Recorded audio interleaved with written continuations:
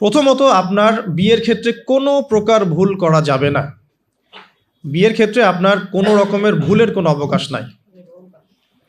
অবকাশ নাই বলতে বোঝাচ্ছি যে যখন আপনি বিবাহিত নন তখন আপনার কাছে বিয়েটা একটা ফ্যান্টাসি, যে বিয়ে করতে হবে, বিয়ের আলোচনা শুনলে মুখে হাসি চলে আসছে, কিন্তু বাস্তবতা কিন্তু এমন নয়। যদি আপনি এই ডিসিশন নিতে ভুল করেন, আদর্শ পরিবার গড়াটা খুব ডিফিকাল্ট হবে এবং পরবর্তী লেগেসি সন্তান প্রতিবার ইসলামিক প্যারেন্টিংসে অনেক বেগ পেতে হবে আর কি। তো বিয়ের ক্ষেত্রে রাসূল সাল্লাল্লাহু আলাইহি ওয়াসাল্লাম যেটা বলেছেন যে তোমরা অবশ্যই দিনদারিতাকে প্রাধান্য দিবে। এখানে যদি তার সৌন্দর্য থাকে, সে দেখতে সুন্দর হয়, বংশ ভালো হয় এবং অর্থবিত্ত থাকে, এটা তো আপনার নূরুন আলা নূর, আলোর উপরে আলো। যদি এটা নাও হয় তারপরেও আপনাকে দিনদারিতা প্রাধান্য দিয়েই বিয়ে শাদী করতে হবে। এই জায়গায় কোনো রকম কম্প্রোমাইজ করতে যায় না, বা এই ব্যবসায় ভুল করলে আপনি সারা জীবন লস খাবেন না, ঠিক আছে? আর যারা বিয়ে করে ফেলেছেন কিন্তু দিনদারিতার ঘাটতি আছে, তাদের জন্য সবর ছাড়া কোনো অপশন নাই।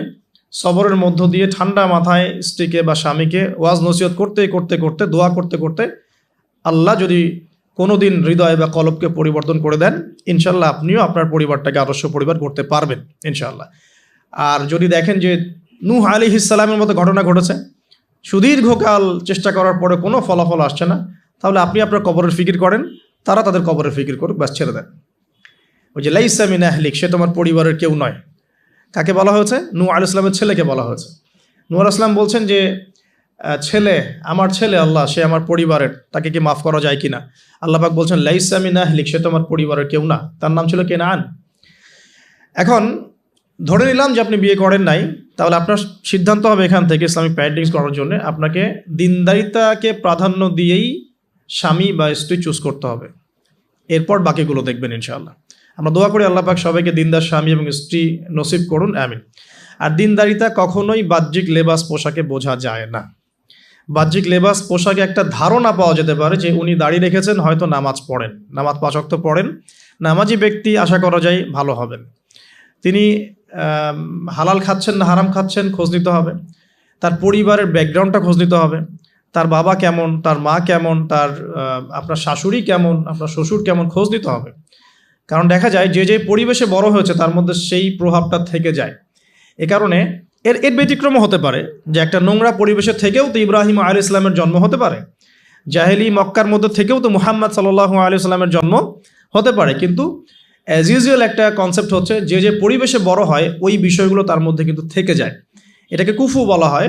বিয়ের ক্ষেত্রে কুফুটা ইম্পর্টেন্ট, আপনারা খেয়াল রাখবেন যাতে করে বিয়ের ক্ষেত্রে এই ভুলগুলো না হয়, তাহলে সারা জীবন একটা বড় হ্যাসেল পোহাতে হতে পারে। আর বিয়ের পরে ঠিক করে নিব এই কনসেপ্টটাও ঠিক না। বিয়ের পরে ঠিক করে নিব এই কনসেপ্টটাতে গিয়ে অনেকে ভুল করেছে, উল্টা সে নিজেই বিভ্রান্ত হয়ে গেছে বা দাড়ি ছেটে ফেলেছে। স্ত্রীকে তো পর্দা করাতে পারেই নাই, উল্টো দাড়ি ছেটে ফেলেছে। এরপর আপনার লাইফটা শুরু হবে। বিয়ের সময় অবশ্যই মোহরটা কম করার চেষ্টা করেন, সামর্থ্য অনুযায়ী কম করার চেষ্টা করেন বলছি। যদি আপনার সামর্থ্য থাকে 1 কোটি টাকা মোহর দেওয়ার, অবশ্যই দিবেন, সবার তো ওই সামর্থ্য থাকবে না। তাই মোহরের যে বিজনেসটা সমাজ আমরা দেখি, অহেতুক প্রতারণা করা, 20 লাখ 30 লাখ মোহর লিখে ফেলে পরবর্তীতে না দেয়া, মাফ নিয়ে নেওয়া, এটা চিটিংস, প্রতারণা মেয়েদের সাথে। আর একই সাথে আমরা যে যৌতুকে অভ্যস্ত হয়েছি, এটা একটা গায়রতহীনতার পরিচয়, ব্যক্তিত্বহীনতার পরিচয়। বিয়ের টোটাল কস্ট বিয়ের করবে ছেলের পরিবার। মেয়ের পরিবার যদি খুশি হয়ে কিছু দেয় সেটা নিতে কোনো আপত্তি নেই, খুশি হয়ে উইলিংলি কিছু দিলে নিতে আপত্তি নেই। চাপ প্রয়োগ করা যাবে না, যৌতুক তো বলাই যাবে না, টোটালি নিষিদ্ধ, হারামে, ইসলামে টোটালি হারাম। এরপরে লাইফ শুরু হবে। ধরে নিলাম যে আলহামদুলিল্লাহ ক্যাপলের মধ্যে ইসলামিক আন্ডারস্ট্যান্ডিং আছে, এখন তারা পরিবার শুরু করবেন আলহামদুলিল্লাহ। বিয়েটা খুব সহজ করবেন। যে বিয়ে যত বেশি সহজ সেই বিয়েতে তত বেশি বরকত, যে বিয়েতে যত কঠিন, লৌকিকতা বেশি, এটার বরকত তত কম হবে। বিয়ের অনুষ্ঠানগুলোর ক্ষেত্রে কোনো রকম বেপরদামির সুযোগ দিবেন না, যত সহজে ইসলামিকভাবে করে ফেলা যায় করে ফেলবেন। অনেকে দেখা যায় প্রেম করে নিজেরাই কাজী অফিসে গিয়ে বিয়ে করে ফেলছেন, এটার সাথে আমি একমত না। কারণ এখানে সাক্ষীর প্রয়োজন আছে, অভিভাবকের প্রয়োজন আছে, মোহরের প্রয়োজন আছে, কালিমা লা ইলাহা ইল্লাল্লাহর উপস্থিতিতে খুতবার বিয়ের প্রয়োজন আছে। তো এভাবে ম্যারেজগুলো যেগুলো হচ্ছে বেশিরভাগই আমাদেরকে জেনার দিকে নিয়ে যাচ্ছে, এবং দীর্ঘস্থায়ী জেনা, 1 দিন 2 দিন না, বছরের পর বছর থাকছেন, জেনা করতেই আছে। তো একটা পয়েন্টস মিস করেছি, একটু টাচ করে দিই, যে বিয়ের আগে নিজেদেরকে পবিত্র করে নিয়েন আর কি। যদি অপবিত্র জীবনেও থাকেন, বিয়ের আগেই নিজেকে পবিত্র করে নিয়েন। কারণ এটাই স্বাভাবিক যে একজন পবিত্র সত্তা আরেকজন পবিত্র সত্তাকে পাবে, এটাই স্বাভাবিক। অপবিত্রতা আর পবিত্রতা কখনো একসাথে হয় না। যদি একসাথে হয়ে যায় তখন বিশ্বযুদ্ধ লেগে যাবে আর কি। কথা বুঝতে পারছেন? নিজেকে আগে পবিত্র করে নিয়েন। আর পবিত্র করার জন্য আল্লাহর কাছে প্রমাণ করতে হবে যে আল্লাহ আমি তোমার বান্দা বা বান্দি। যখন আল্লাহ পাক দেখবেন হ্যাঁ আপনি সত্যি অনেস্টলি মন থেকে তওবা করছেন এবং পবিত্র হওয়ার চেষ্টা করছেন, আল্লাহ পাক সুযোগ করে দিবেন ইনশাআল্লাহ তাআলা। এরপর একটা কথা, যে বিয়ের আগেই পড়াশোনার যে সিলেবাসগুলো যেগুলো বললাম এটা কভার করে নিয়েন। কারণ বিয়ের পরে এটা বলা সহজ যে বিয়ের পরে করে নিব, কিন্তু বিয়ের পর রেসপন্সিবিলিটি বাড়বে, এটা করার জন্য খুব একটা বেশি সময় পাবেন না। তো বিয়ের আগেই পড়াশোনাগুলো করে ফেলার চেষ্টা করলে ভালো হয়। আর বিয়ের পর গবেষণা করবেন, বিয়ের পরে হবে গবেষণা। আর বেসিক পড়াশোনার লেভেলগুলো বিয়ের আগে শেষ করে ফেলাটা খুব ভালো। এই জন্য গভর্নমেন্টের যে বয়সগুলো দেওয়া হয়েছে ফিক্স করে, এই বয়সগুলো প্রয়োজন আছে। যদিও ইসলামে এরকম ম্যান্ডেটরি কিছু নাই, কিন্তু এই লেভেলটার প্রয়োজন আছে। বিকজ 18-21 আগে আমাদের পড়াশোনা সবার খুব একটা শেষ হয় না, আর ম্যাচুরিটিও খুব একটা আসে না, ইকোনমিক সোর্সও তৈরি হয় না। বিয়ের আগে কমপক্ষে একটা হালাল ইকোনমিক সোর্স তৈরি করেন, নাহলে আপনার গায়রত ব্যক্তিত্ব কমে যাবে। যখন পুরুষদেরকে কারো কাছে হাত পাততে হয় তখন তাদের ব্যক্তিত্ব কমে যায়। আর পুরুষরা যখন স্বাবলম্বী থাকে, হোক সেটা মাসিক 10,000 বা 20,000ই হোক না কেন, স্বাবলম্বী থাকলে তারা গায়রতের পরিচয় দিতে পারবে ইনশাআল্লাহ। কারণ একটা কথা আছে যে ডলার টক্স, মানে ডলার বা টাকা, মানি টক্স, মানে কথা বলে আর কি। যখন আপনি সবার মানে ডিমান্ডগুলো ফুলফিল করতে পারছেন, আপনার বোন, আপনার স্ত্রী, সন্তান, শ্বশুর শাশুড়ি, আত্মীয় স্বজন, আপনি তখন সুপার হিরো। যখন আপনি পারছেন না, আপনার মুত্তাকি, আপনার তাকওয়া, আপনার ইমান, আপনার অন্যান্য বিষয়গুলো খুব একটা মানুষের কাছে হাইলাইটেড হয় না। কারণ মানি টক্স, মানি কথা বলে আর কি। আপনার স্ট্যাটাস ইট টক্স, এটা কথা বলে। তো এই জন্যে গায়রত বজায় রাখতে হলে আপনাকে একটা উপার্জনের সোর্স তৈরি করতে হবে। এর জন্যে আমি বলি যে সূরা ওয়াকিয়া পড়েন, চারটার নামাজে অভ্যস্ত হন, সেজদায় গিয়ে আল্লাহকে বলেন আল্লাহুম্মা কফিনি বিহালালিকা আন হারামিক ওয়া আগনিনি বিফাদলিকা আম্মান সিওয়াক। ইনশাআল্লাহ হালাল রিজিকের পথ প্রশস্ত হবে ইনশাআল্লাহ। আর হারামে যায়েন না, কারণ পরবর্তী প্রজন্ম তখন হারামখোর হয়ে বড় হবে আর কি। আসুন সামনে যাই। এবার বিয়েটা সহজ করে ফেলেন। করার পর স্বামী স্ত্রী তাদের মধ্যে যে সম্পর্কটা, এই সম্পর্কটা শুরু হবে 2 রাকাত সলাত থেকে। প্রথম রাতে 2 রাকাত সলাত পড়ে নেবেন, ওযু অবস্থায় সলাত পড়ে ডিসকাস করবেন জীবনের উদ্দেশ্যগুলো সম্পর্কে। ফ্যান্টাসির কারণে এমন কিছু করে যায় না প্রথমে, যাতে করে সে আবার আতঙ্কিত হয়ে পড়ে। সময় দেন, তাকে টাইম দেন, তার সাথে নরম হন, কোমল হন। বিকজ একটা মেয়ে, যারা সতীসাধী মেয়ে, তারা পুরুষকে গ্রহণ করার আগে খুব ভালো করে তাদের মনের মতো একজন মানুষ তারা মানে কল্পনা করে, প্রত্যাশা করে, এবং আতর্কিত বিষয়গুলো তারা খুব একটা পছন্দ করে না। ঠিক আছে? আর পুরুষের সাইকোলজি কিন্তু ডিফারেন্ট। পুরুষ কিন্তু ওভার অ্যাগ্রেসিভ হয়ে যায় অনেক সময়। সো তাকে টাইম দেন, তাকে সময় দেন, আপনাকে বোঝার সময় দেন, কথাবার্তা বলেন, কন্টিনিউ করেন। দেন আপনি অবশ্যই 2 রাকাত সলাত পড়বেন। সলাত পড়ে আল্লাহর কাছে দোয়া করবেন দুজনে। দোয়া করার পর আল্লাহুম্মা ইন্নী জান্নিবনা শাইতান ওয়া জান্নিবাশ শাইতান মা রাযাকতানা, এই দোয়াটা পড়তে ভুলবেন না। এই দোয়া পড়ার পরে আপনি আপনার ভালোবাসার ইজহার করেন ইনশাআল্লাহ তাআলা। আল্লাহ পাক যদি আপনাদেরকে সেই মিলনের ফলে সন্তান দেন, ওই সন্তানকে শয়তান কোনো ক্ষতি করতে পারবেন ইনশাআল্লাহ। আমি বোঝাতে চাচ্ছি প্যারেন্টিংসের সাথে প্রত্যেকটা বিষয় লিঙ্কড আপ আছে আর কি। বিয়ে একটা মেজর টপিক প্যারেন্টিংসের ক্ষেত্রে। আপনার এনভায়রনমেন্ট, আপনার স্বামী স্ত্রী আন্ডারস্ট্যান্ডিং, এই যে মিলনের সময় দোয়া পড়া, এবং এরপর দেখা গেল যে এক সময় আপনার স্ত্রী কনসিভ করলো বা সে গর্ভবতী হয়েছে। এখন আপনার রেসপন্সিবিলিটি বেড়েছে। যতদিন সে সন্তানটাকে ধারণ করে রাখবে, এই সময়টুকুর মধ্যে তাকে কোনো প্রকার হারাম কাজে লিপ্ত করতে দেয়া যাবে না।